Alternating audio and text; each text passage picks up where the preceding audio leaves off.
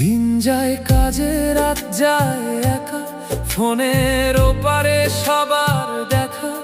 টাকার জন্য সবকিছু ছাড়া, মনটা শুধু দেশে পড়া।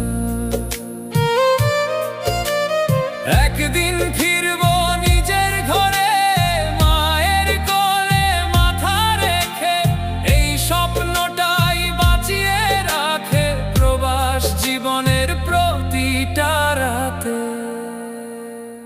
প্রবাস জীবনের এই গল্প, চোখে জমে অশ্রু ব্যথা, হাসির আড়ালে লুকানো